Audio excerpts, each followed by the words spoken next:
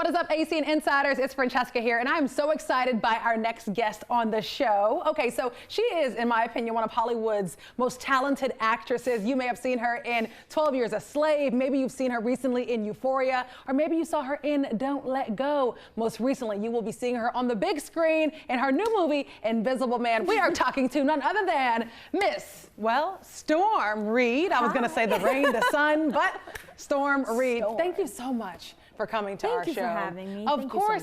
Hey, well, so let me just jump to it. Invisible Man, what is it with you and these spirits? Because in Don't Let Go, remember all we heard was like hear your voice constantly? Yes. I mean, I just love pieces that are scary, that kind of push the envelope a little bit, but that also have a message. I feel like it's important to be a part of purposeful projects, and I feel like with Don't Let Go and even Invisible Man, it's relatable and it's grounded and people can relate to it. So I'm excited to be a part of it. So you read the script, you found out that you were working with Elizabeth Moss and your dad was going to be played by Aldous Hodge. What was going through your mind? What made you grip onto this project? I mean, they were definitely like the cherry on top. But when I was reading the script, I just thought it was so beautifully done. I mean, it was scary. I was sitting on the edge of my seat, but I also, again, felt that it had a purpose and it had a message, and I always look for that, and no matter like what genre it is. So I was sold. And then, I mean, they're incredible actors, so I was just like, oh, I'm gonna be in good company. Yeah, you're definitely in good company. Yes. I mean, those two are phenomenal. And I was just like, okay, she is like becoming Scream Queen. Because remember in Don't Let Go, you know, screaming, and then all of a sudden, I thought you were gonna lose your life.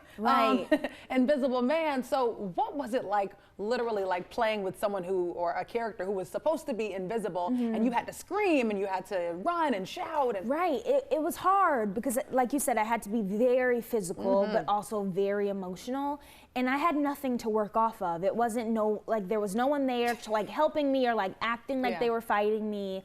It was just me, the camera, and thin air. But I feel like it challenged me as an actress, and I was able to stretch my muscles. So I was thankful for that challenge. Now, this was like a horror thriller type film. Yes. What was the scariest thing that may have happened on set as you're playing this character, Sydney? I mean, of course we would kind of be a little frightened when we were filming the scenes, but I feel like we created such a close bond on set where we did feel very comfortable and we weren't walking on eggshells, and I feel like that's important because when you're doing a scary movie and then on top of being scared while walking on set I don't think that would make for a good environment, so I'm glad that we have the balance. Well, Storm, let me in a little bit. So I'm curious. You guys filmed this in Australia. Yes, we did. Which is breathtaking. I mean, crazy. So dope. But it's in San Francisco. Right? Yes. I tell you, this movie magic thing is ridiculous. Exactly.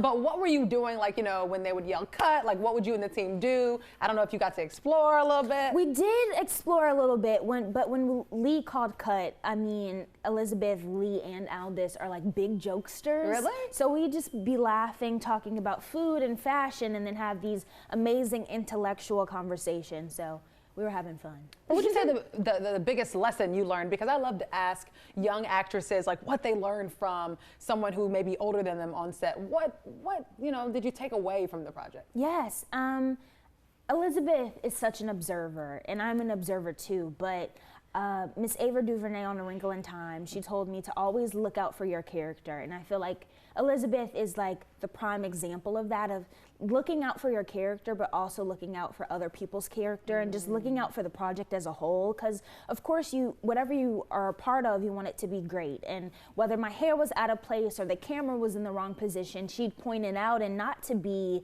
like she just notices everything, but she just wants it to be beautiful, and she wants it to be great, and she wants everybody to be successful within the film. So I want to take that onto my future sets. I am curious. So this is about fear, like facing your fear, or maybe the fear is in your mind. Was there ever a time, or take me to a time, you are a teenager, and I mean, with the world of social media, you have so many teens who are like, you know, the fear is in their head. What's been your biggest fear growing up?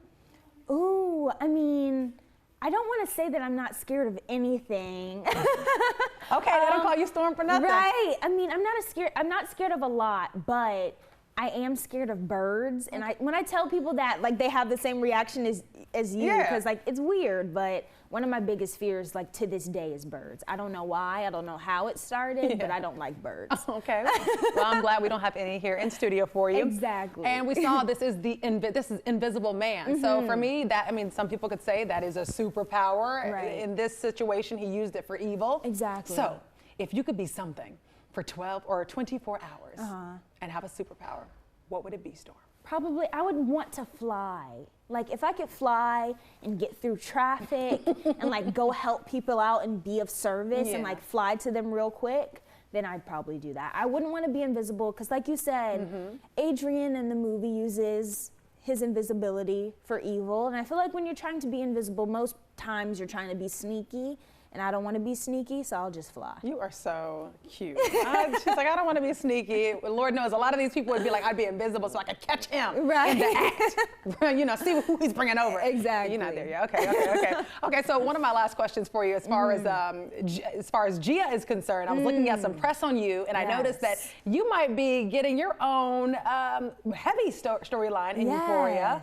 How did this come about? I mean, it was always the plan to, in the first season, keep Gia kind of on the sidelines and really depict how a person that is struggling with addiction, how it affects their family. And I feel like Sam showcased that beautifully. But of course, Gia is growing up and she looks to Rue as a role model and an inspiration, but she also doesn't understand why she's putting her through these certain situations. So she starts to make bad decisions. So I'm glad that we get to explore her character a little bit more and people get to really see her as a character and she grows and develops. So I'm very excited. I'm glad you said grows and develops because, again, we are so proud of you because you're constantly growing and developing. What would you say the biggest change you've realized within yourself since, you know, making it to Hollywood? Ooh, I mean, I'm always like, I think Storm is always evolving, always growing, always learning.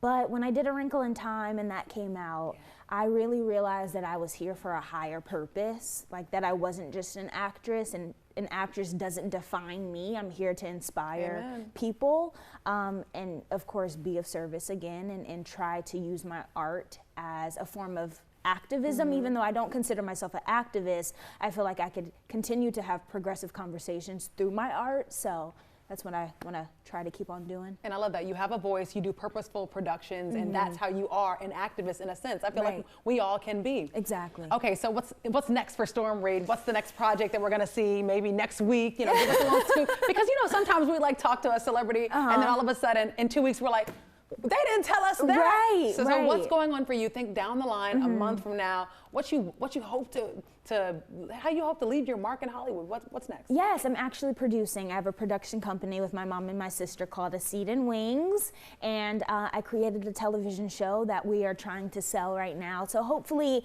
I'll get to tell the world about it, and it takes place in Atlanta, and we're aiming to film it here. So I'll be spending my time here. Well, can I ask you a couple of questions about that real quick? So yes. It's called, what is the name of the show? I can't give that away yet. Okay, what's the premise of the show? The premise of the show, it's loosely based off of the school to prison pipeline and how young Black and brown girls are pushed out of school rather than being nurtured and cared for by our society and our world.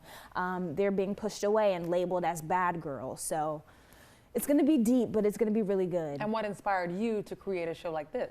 I mean, I feel like we see oftentimes where young men are incarcerated or young men are in trouble and that's depicted all the time, but I didn't want to sound naive, but when I was thinking about the idea, you don't really see young women going through that. And I knew that young women make bad decisions and they do end up in terrible circumstances, but I wanted to show other young girls that, and I wanted to educate them and know that you are not your worst mistake and your worst mistake doesn't define you and you could still come out on top and change your life. So I'm really excited. So inspiring. And did you Thank stop by you. Sublime Donuts yet? No, I need to. I need to. I'm gonna go today and get that. I knew you were. That strawberry donut is so good. I know it is. We actually did a story with them, and we saw your face on the wall with your own little Storm donut. So My butter pecan. I cannot wait. And maybe, who knows, Tyler Perry or maybe Pinewood Studios, maybe they're here in our interview now, and maybe they'd be interested in hosting you. Yes, I love your that. show. Yes. And we're glad that you're choosing Atlanta to film it. Thank you. Yes, do you have a home here? No, I don't. I need to have a home. Look very into it. soon. Soon come. Soon come, soon come, and soon come, Storm Reid, to your screens, the big screen. That's February 28th. Invisible Man. She plays a character named Sydney, who's the daughter of Aldous Hodges' character. So come check her out. Yes. February 28th, Invisible Man. You just heard from Storm Reid.